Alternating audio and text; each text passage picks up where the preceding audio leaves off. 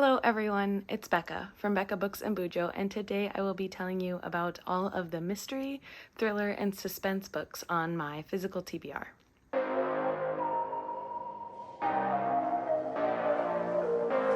This is the next installment in my series where I share all of the books on my shelves that I have not read.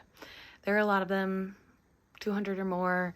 I know that's not a lot compared to some people, but it's still a lot to me, and this is a good way for me to see what I have. And then I think after all of these, I haven't said this anywhere, and I just decided most recently that I think after all of these physical TBR videos, I'll link the playlist up above, that I'm going to narrow this down a little bit, because there are some on here that don't intrigue me whatsoever. And so I want books on my shelves that I want to read or that I have read and loved. And so hopefully this series will help me diminish that number a little bit and have books on my shelves that I really, really want to read. Anyway, that's getting sidetracked a little bit. Let's jump into the 22 or so mystery, thriller, and suspense books that I have on my shelves. I decided I would share these books with you from least creepy title to most creepy title, if that works. So let's jump right in with the first series of books, actually. The first books that I'm going to talk about that the title doesn't make me creeped out whatsoever is The Bourne Identity, The Bourne Supremacy, and The Bourne Ultimatum by Robert Ludlum.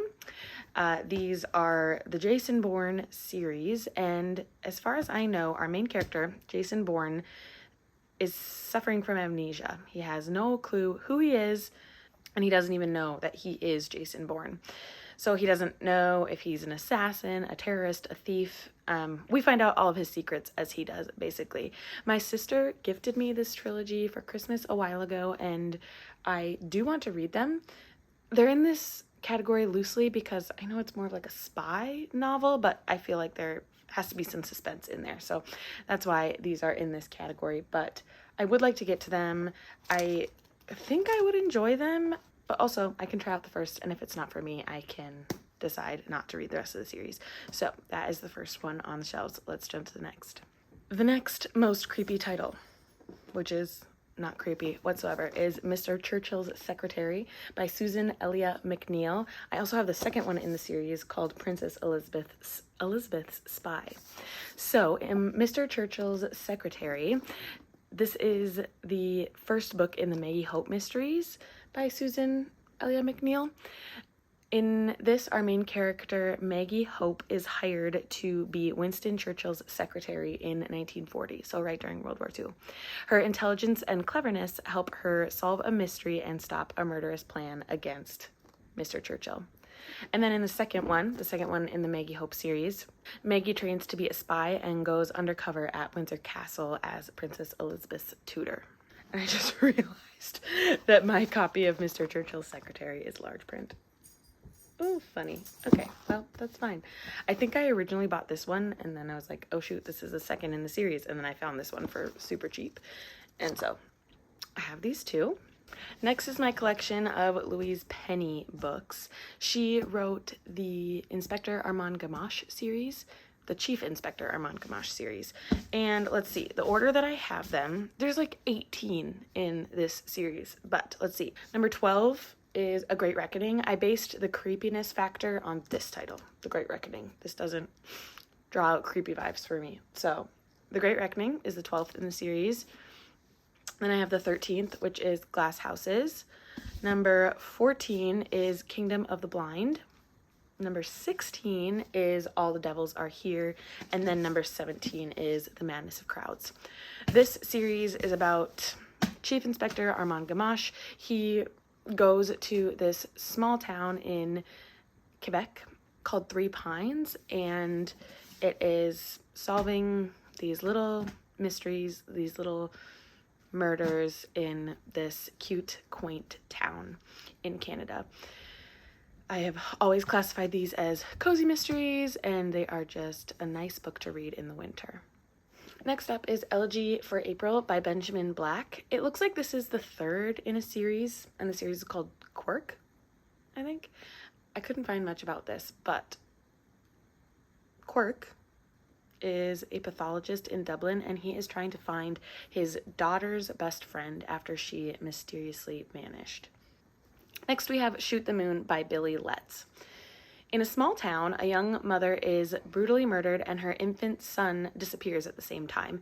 Everyone just assumed that her son was also killed, but then 30 years later, he returns to this small town, and we get the story. Next is The Da Vinci Code by Dan Brown. This is number 2 in the Robert Langdon series, and I think you don't have to read the first one to read this one. That's why I bought it, maybe. But if I do have to read the first one, I don't even know what it's called, then I think maybe my dad has it, or I'm sure I can get it somewhere. Oh, look, Angels and Demons. That's the first one. Okay, anyway. In this one, our protagonist, Robert Langdon, must solve the mystery of the murdered curator of the Louvre, and there are clues hidden amongst the works of Da Vinci. I have seen many of these pieces of art that I think are talked about in the Louvre, and so this one really intrigues me. I know Dan Brown is a well-known author, and I haven't read any of his works, so this one, I think the code maybe did it for me for the creepiness factor. So that's the Da Vinci Code. Next up is Verity by Colleen Hoover. I don't think I have to tell you much about this one because this one is everywhere on BookTube right now. But a woman author is hired to finish a famous author's book series, and she goes to live with the author's husband and finds a disturbing past for the author and her husband. So I've heard this one is just filled with suspense, but Verity doesn't really scream creepiness. I don't know if this scale is really working, but that's how it computes in my head. So we'll move on.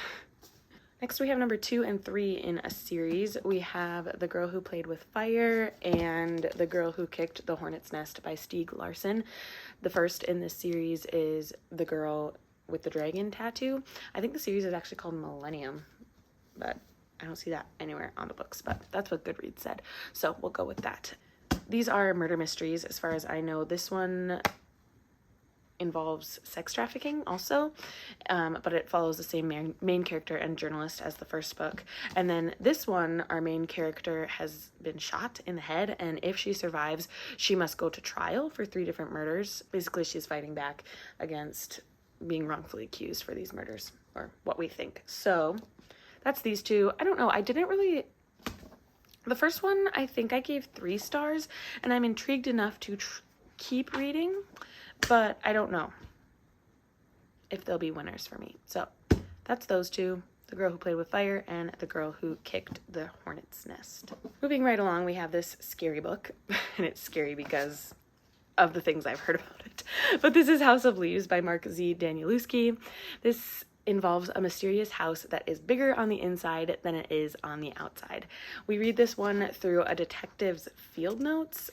It's very mixed media. There are transcripts. There are pages that are like almost completely empty. Ta-da! It's like we're traveling through this creepy house. It sounds crazy and a little bit difficult to read, but I think it might be worth it.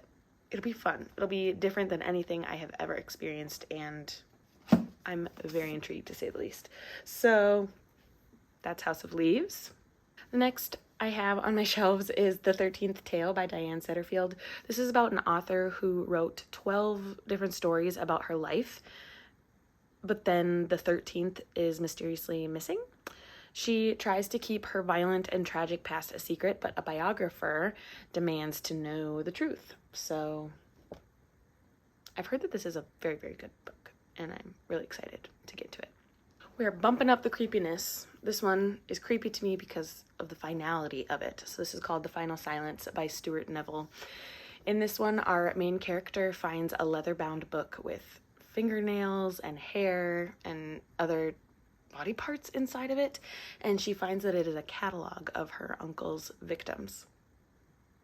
So that sounds creepy, but the title in and of itself, The Final Silence, sounds like the end is near, and so that's why it is here in this video. Wow, I'm explaining my creepy scale very well. Then we have He's Gone by Deb Coletti. In this one, a woman wakes up one morning in her Seattle houseboat and finds that her husband is not there.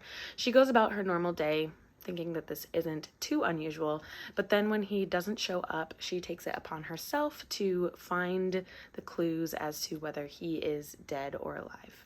And He's Gone sounds a little ominous. The next one I did not have on my list, so I have no idea what this one's about, but I guess I'm putting it here in the creepiness scale. It's called The Mozart Conspiracy by Scott Mariani. I think this is my husband's book, but when I read the synopsis of it, I was like, I should put that on my shelves.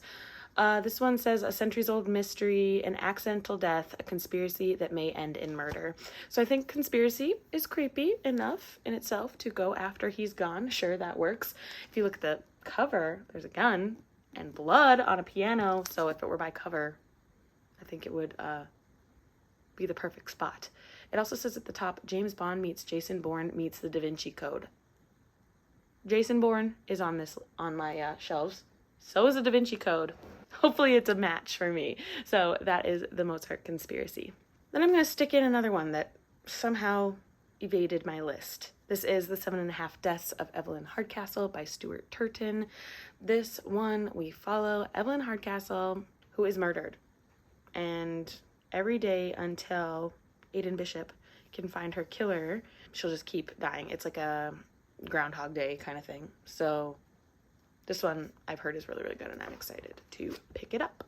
Returning to regularly scheduled programming, we have All the Missing Girls by Megan Miranda. This is a story about the disappearances of two women a decade apart, told in reverse. That sounds cool. I'm excited about this one. I've also heard a lot about Megan Miranda. Some people really like her. Also, I've heard it depends on the book, so I'm looking forward to this one. You guys, I completely failed because I found another book on my shelf that I didn't have on my list originally. So this is called Learning to Fly by April Henry. And it even says on the front, a thriller. The moment before Free Meeker drove into the dust storm, the sky was a clear bleached blue. The next day, Free would read in the Oregonian about how a farmer plowing his fields 11 weeks without rain and a wind clocked at 84 miles an hour had combined to cause a 52-car chain reaction accident. The same story would also list Free among the dead. Okay, that synopsis made hardly any sense to me. Learning to Fly, I would not place in the thriller category whatsoever based on the title, so that's going way to the top of the list. Put it by, I don't even know, Shoot the Moon and Verity and Elegy for April. Sorry, I missed it. But then I think the creepiest title I have in my mystery thriller suspense shelves is Words Are Hard, Grammar is Hard. Is The Lovely Bones by Alice Sebold. This one is about a 14-year-old Susie who is watching the world unfold from heaven after she is murdered. Lovely Bones sounds very creepy. Anything to do with bones to me reminds me of skeletons, remind me of death, and the fact that lovely is paired with bones, just those words shouldn't go together. So that's why this is the creepiest title on my mystery thriller suspense shelves. Those are the 22 or so books that I have on those shelves that I have not read. Let me know which of these books I should prioritize. I am hoping to create, well, I'm not hoping to, I am going to create a prompt on my Deck of TBR game where I let the viewers choose each of these genres. And so when that prompt shows up, I would go to this video and look at what is the book that is most recommended, and I would read that book for that month. Anyway, please comment down below which of these books I should read next. Thank you so much for watching. Like this video on your way out. Consider subscribing to my channel if you want to see more content from me, and I will see you in the next one. Bye!